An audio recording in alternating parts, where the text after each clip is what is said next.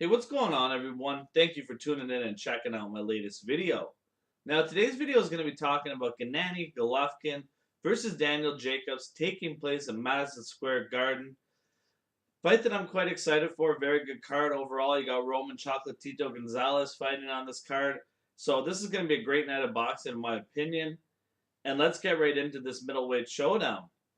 Now, when you look at Daniel Jacobs and what he brings to the table in this fight, Jacobs is a fighter that has good hand speed. He has power in both hands.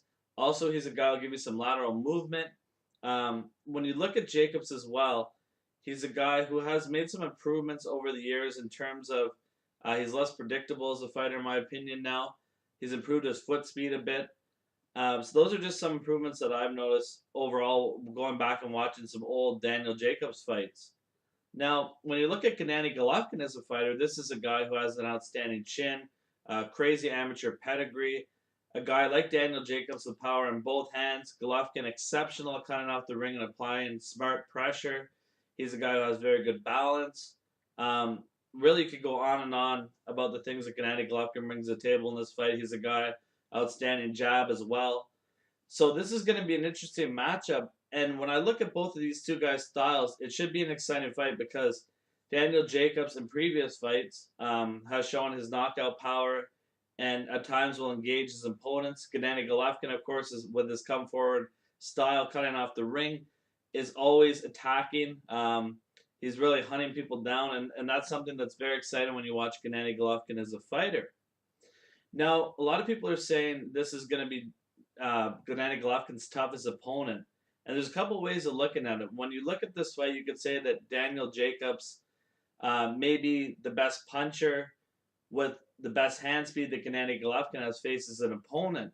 But then on the other hand, you could look at it and say, well, guys like Martin Murray, for example, and David Lemieux probably have a better chin or can take more body shots, etc., and will last longer in a fight than Daniel Jacobs once he starts getting tagged in a matchup. So it really depends on how you look at it. Jacobs offensively may be more of the dangerous fighter than Golovkin's ever faced, but durability, defensively, I think Gennady Golovkin has fought better fighters than Daniel Jacobs, in my opinion. So that's interesting matchup when you look at it like that, in my opinion. Um, when I look at advantages in this fight, I would say that Daniel Jacobs, he's quicker on his feet, and also he has better hand speed than Gennady Golovkin, a little more head movement. Um, but with Golovkin's feet, it doesn't matter how quick his feet are, anyways, because he's always in the correct balance. He's cutting off the ring properly, anyways. So that's a factor that kind of is not something I'm looking for in this matchup. And in my opinion, when I look at what's going to happen in this fight, I'm looking at a couple things that are making me pick Gennady Golovkin in this fight. The number one thing is Daniel Jacobs starts off slow. Another thing that I notice when I watch Daniel Jacobs fights is sometimes he gets backed on the ropes, and instead of firing shots off, throwing off his back foot, he will stand there and move around, but not throw anything defensively, so his opponent can continue pressuring him because he's not throwing punches back on the defense, and he's on the ropes or in the corner areas. Against Triple G, with the way he cuts off the ring, that style of just lateral movement to get out and continuing to move like that without throwing is going to cost him in this fight, in my opinion. And also, when you watch Daniel Jacobs throw his jab, you can counter him off that jab. And that's something to watch out for in this fight because I actually believe that Golovkin is going to finish Daniel Jacobs in the seventh round of this fight. And I believe Golovkin may finish him off a counterpunch, in my opinion, because in some fights, for example, Sergio Mora, Jacobs, when he rushes in to finish his opponents, is very reckless at times and leaves himself open. That's something I noticed in a couple of his fights. Now, mind you, he's going to be extremely cautious in this matchup versus Gennady Golovkin. Um, so it's going to be interesting to see what kind of game plan he's got for this fight. He's had Chris Algieri as a nutritionist. He's been with Virgil Hunter, Andre Rozier, his longtime trainer. So it's going to be interesting to see what they have for Golovkin. I mean, the only flaw that I see in Golovkin is at times with his style, he comes forward and at times he'll leave himself open to get hit with 4 or 5 punch combinations and just kind of stand there and knock it out of the way. You saw that against Willie Monroe, Kell Brook. Also, another flaw with Golovkin is when you put him on his back foot, he's not as effective when you're being the aggressor. That's something, but I mean, those are some flaws that Golovkin has. Every fighter has flaws, really, in my opinion.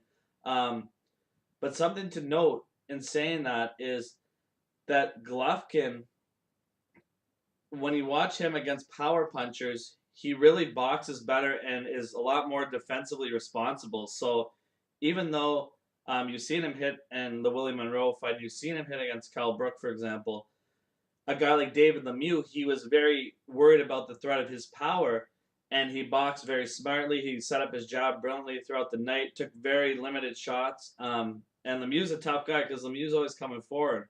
But Golovkin steps his game up, in my opinion, whenever he fights dangerous power punchers that have a real threat that he knows that bring that element of danger into the fight and make him be on his game, setting up shots. And that's when Golovkin is the most effective as a fighter.